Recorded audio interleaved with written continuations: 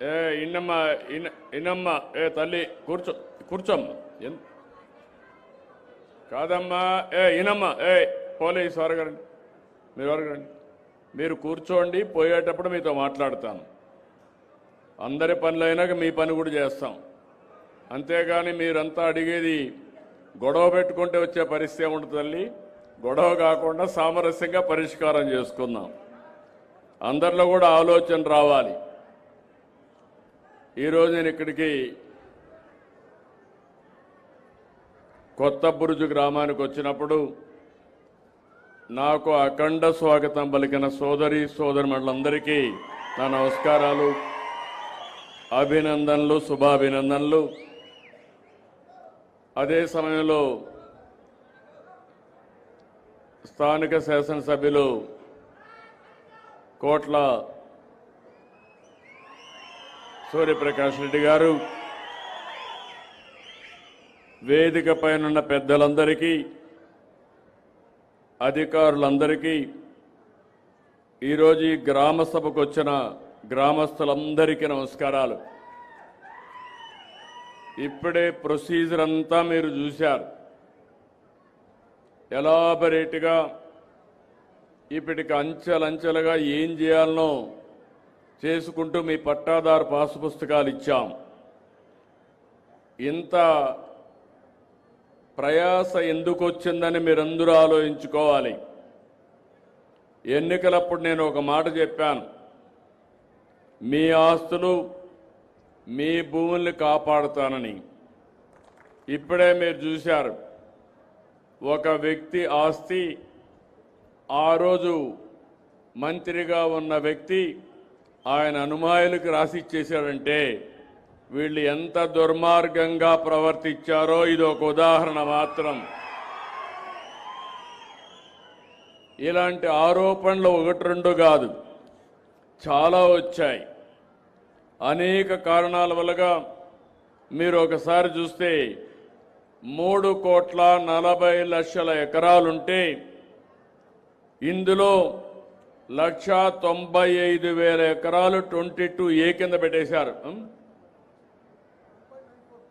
అదే క్రోర్సే 1.95 క్రోర్స్ మొత్తం కలిసి 3,40,00,000 ఎకరాలు రాష్ట్రంలో ఉండే భూమి అంతా దీంట్లో 22A కింద ఎస్టేట్ భూమనో గవర్నమెంట్ భూమనో ఇనాం భూమనో వేరియస్ పెట్టి 1,95,00,000 ఎకరాలు పెట్టారు ఇంకో పక్క గవర్నమెంట్ ల్యాండ్ దీంట్లో చూస్తే 98 లక్షలు ఉంది ఇంకా పోను 97 లక్షల ఎకరాలు దగ్గర ప్రైవేటు భూములు ఎక్కడికక్కడ ఇష్టానుసారంగా చేసే పరిస్థితికి వచ్చారు ఇవన్నీ నేను ముఖ్యమంత్రి కాకమునుపు వచ్చినప్పుడు మీరు చూశాను ఆనాటి పరిస్థితులన్నీ అధ్యయనం చేస్తే చాలా దుర్మార్గంగా చేశారు ఆ రోజు చేసినప్పుడు మామూలు వ్యవహారం కాదు ఆ రోజు వీళ్ళు చేసింది ఒక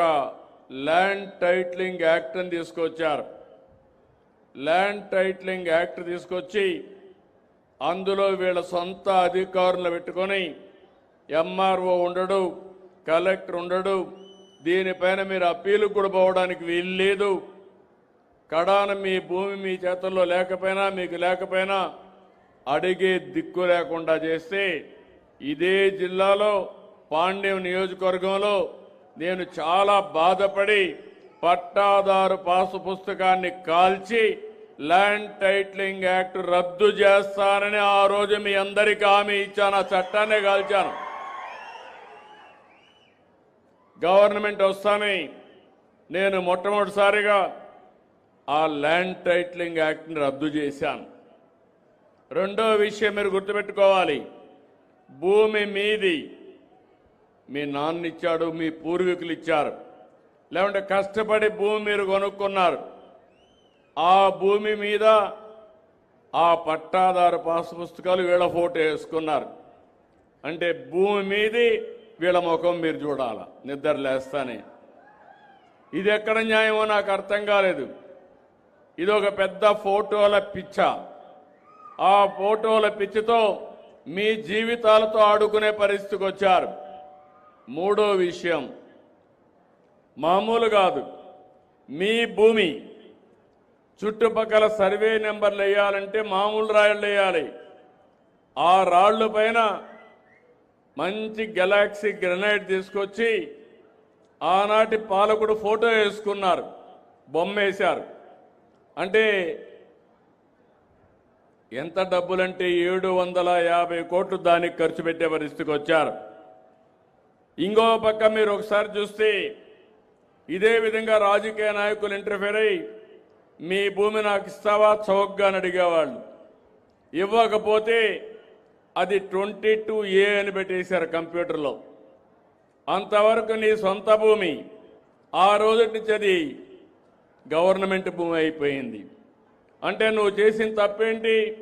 నీ భూమి చౌకగా అడిగితే మీరు ఇవ్వనన్న నేపానికి ఆ భూమి వాళ్ళ గవర్నమెంట్లో పెట్టారు. ఇప్పుడే మిత్రుడు చెప్పినట్టు ఇంకో పక్క బెదిరించారు. బెదిరించి మీ ఆధీనంలో ఉండే భూమిని వాళ్ళ అనుమాయులకు రాయిచ్చేశారు. అడిగితే కేసులు లేవు, పోలీసులు తిరిగి కేసులు పెట్టే పరిస్థితికి వచ్చారు. నేను వస్తానే ఎక్కడికి పోయినా కట్టలుగా దర్జీలు వచ్చేటివి. మా భూ కబ్జా జరిగింది, మా సొంత భూమి, ఈ భూమి పోతే మేము బతకలేం, ఏం చేస్తారో చేయమంటే ఏం చేయాలో నాకే దిక్కులు తిరిగిన పరిస్థితి.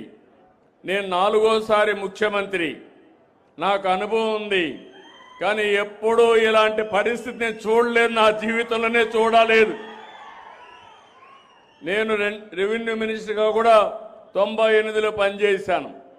రెవెన్యూ వ్యవహారాలు తెలుసు. తెలంగాణలో మీరు ఒకసారి చూస్తే అప్పుడు నిజాం ఉండేవాడు. అక్కడ కూడా నేను 9.5 సంవత్సరాలు ఎక్కువ సమయం ముఖ్యమంత్రిగా ఉన్నాను. అక్కడంతా కూడా భూ వివాదాలు ఉంటాయి. బ్రిటిష్ వాళ్ళు మనకు పరిపాలించేవాళ్ళు. ఇక్కడ భూ వివాదాలు చాలా తక్కువగా ఉన్నాయి. దానికి కారణం జమాబన్ చేయడం, ఎప్పటికప్పుడు రికార్డులన్నీ కంప్లీట్ చేయడం, అప్డేట్ చేయడం, ఇవన్నీ జరిగాయి. నాకు ఈరోజు మీరు గుర్తుపెట్టుకోవాలి, ఒక దుర్మార్గమైన పని చేసినప్పుడు దాన్ని సరిచేయడానికి ఇప్పటికి 20 నెలలు అయింది. 3 నెలల నుంచి ప్రారంభించాను. ఒకవేళ నేను అక్కడ కూర్చొని మీరు చేయమంటే ఇప్పుడు మీ సమస్యలు నాకు అర్థం కావు, అధికార యంత్రాంగం సరిగా పనిచేయకపోతే మీకు అన్యాయం జరుగుతుంది. అందుకే నేను మా మంత్రి గారితో, మా CCLA కమిషనర్ గారితో కూర్చొని మొత్తం అధ్యయనం చేశాం. అధ్యయనం చేసిన తర్వాత నేను 26వ సంవత్సరం, ఒక్క సంవత్సరం టైం తీసుకుంటున్నాను. సర్వే చేయాలి, సర్వే చేసి బౌండరీలు ఫిక్స్ చేయాలి, మీ ముందర చేయాలి, మళ్ళా దాన్ని ప్రింట్ చేయాలి. ప్రింట్ చేయాలంటే ఇక్కడెక్కడో కర్నూలులోనో అమరావతిలో ప్రింటింగ్ మిషన్ లేదు. కరెన్సీ నోట్లు ఎట్లయితే ప్రింట్ చేస్తా